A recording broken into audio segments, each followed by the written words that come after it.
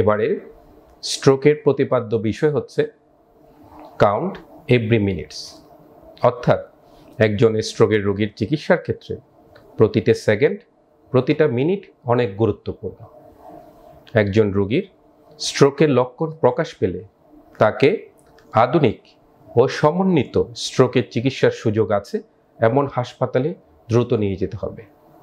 স্ট্রোকের লক্ষণ এবং কল করার এই পদ্ধতিটিকে সহজভাবে মনে রাখার জন্য আমরা যা ব্যবহার করি তা হচ্ছে ফাস্ট, মানে FAST, অর্থাৎ F হচ্ছে ফেস, A হচ্ছে আর্মস, S হচ্ছে স্পিচ এবং T হচ্ছে টাইম। ফেস মানে হচ্ছে আপনার হঠাৎ করে যদি কারো মুখ বাঁকা হয়ে যায় বা কারো হাত পা যদি অবশ হয়ে যায় অথবা কথার মধ্যে জড়তা চলে আসে বা কথা বন্ধ হয়ে যায়, তাহলে আপনাকে দ্রুত কল করতে হবে।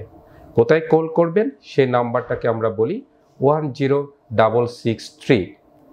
স্ট্রোকের চিকিৎসার জন্য যে হাসপাতালে ইমার্জেন্সি সেট আপে খুব স্ট্রং, যেখানকার ইমার্জেন্সি ডক্টররা স্ট্রোকের লক্ষণগুলা দ্রুত চিহ্নিত করতে পারে এবং যেখানে সিটি স্ক্যান, MRI এর সুব্যবস্থা আছে এবং সার্বক্ষণিক নিউরোলজিস্টের তত্ত্বাবধানে দ্রুত চিকিৎসার ব্যবস্থা করা যায়, সেই রকম হাসপাতালেই আপনার রোগীকে দ্রুত নিয়ে যাবেন।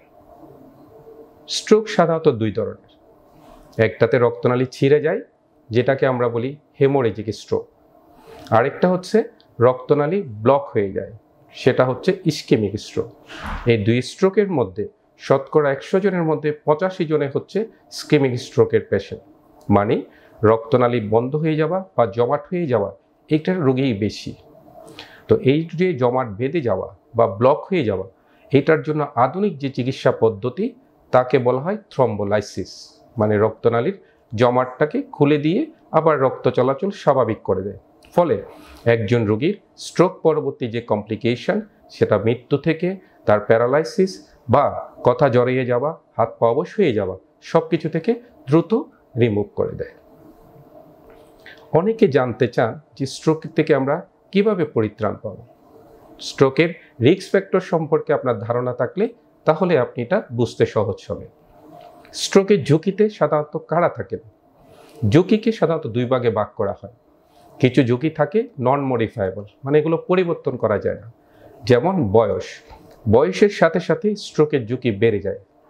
55 বছরের পর থেকে আপনার প্রতি বছরেই স্ট্রোকের ঝুঁকি দ্বিগুণ হারে বাড়তে থাকে। তবে ইয়ং বয়সে যে স্ট্রোক হবে না তা না। পুরুষদের স্ট্রোকের ঝুঁকি বেশি থাকে। কারো যদি আগে স্ট্রোক হয়ে থাকে বা তার ফ্যামিলি যদি কোনো স্ট্রোকের রোগী থাকে, তার স্ট্রোকের ঝুঁকি বেড়ে যাচ্ছে।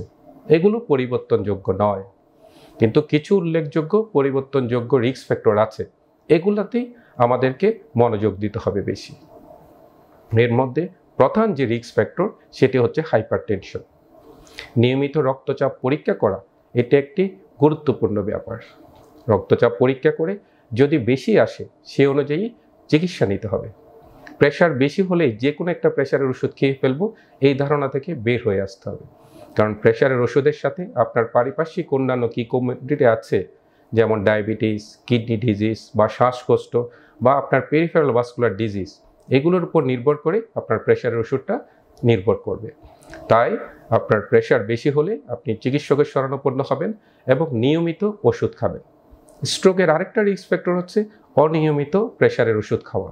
আমার ভালো লাগছে বা কোথাও বেড়াতে গিয়েছি বা ভুলে গিয়েছি, এইসব ধারণা নিয়ে অনেকে ওষুধ মিস করে, ফলে পরবর্তী দিন প্রেশার দ্রুত বেড়ে স্ট্রোক নিয়ে আমাদের কাছে আসে।